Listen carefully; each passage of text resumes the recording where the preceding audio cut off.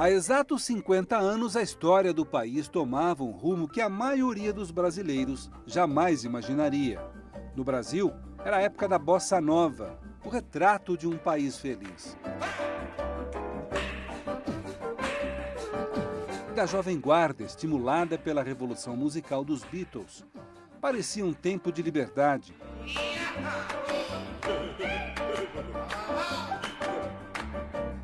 Até que veio março de 1964. Um golpe militar punha fim a muitos sonhos. Começava uma era de chumbo, que durou 25 anos. No período mais crítico, a liberdade de expressão ficou amordaçada. Foi quando vários artistas da música, do teatro, se viram obrigados a sair do Brasil. O regime procurava mostrar que o Brasil era o melhor país do mundo, com uma economia pujante, o melhor do futebol, com a conquista do tricampeonato mundial.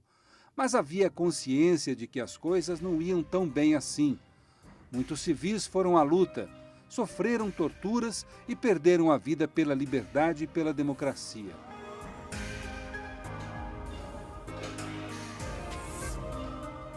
E o que já não era fácil naquela época ficou ainda mais difícil depois de 13 de dezembro de 1968, quando entrou em vigor o AI-5, o Ato Institucional número 5, que dava poderes extraordinários ao presidente da República e suspendia várias garantias constitucionais.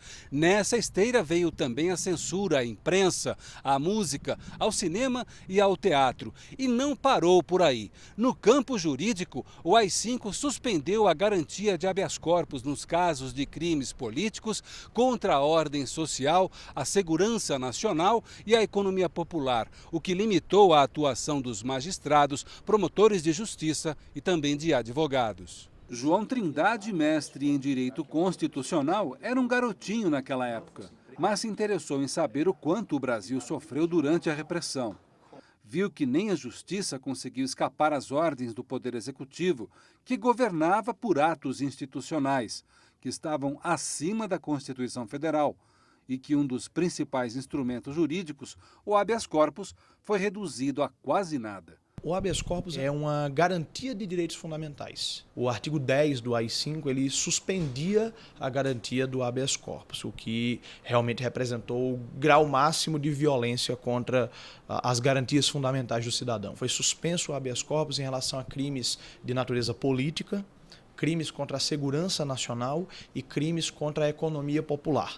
Então, para as demais situações, os crimes comuns, o habeas corpus continuava valendo. No entendimento do governo militar, podiam gerar maiores riscos de ações contra o governo. Segundo Trindade, nenhum tribunal ficou imune do controle exercido pelo regime ditatorial, nem mesmo o Supremo.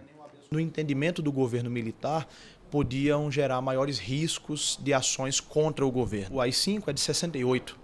Um ano antes, em 67, o Supremo Tribunal Federal havia concedido vários habeas corpus para opositores do regime militar.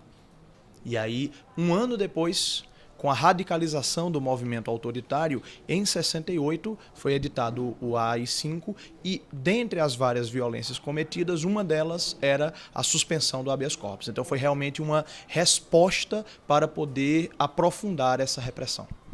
Com as limitações impostas pela ditadura militar, o vice-presidente da Comissão Especial de Garantia do Direito de Defesa da OAB lembra o quanto os advogados tiveram dificuldade para trabalhar no período mais crítico do regime. Advogados foram caçados, muitos advogados, outros foram impedidos de exercer a atividade profissional porque se encontravam sob intensa coação e perseguição.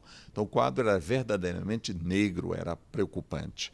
Então não só o direito do cidadão estava afetado, mas por isso mesmo o exercício da atividade profissional resultou grandemente comprometido. Para Ana Borbulhões, embora a suspensão do habeas corpus tenha sido o período mais crítico para a atuação da justiça, o instrumento jurídico, mesmo em tempos de democracia, ainda sofre restrições. A solução está em não estabelecer as restrições, mas procurar ampliar os quadros judiciários para garantir um instrumento que é fundamental à defesa da liberdade no Estado democrático de direito.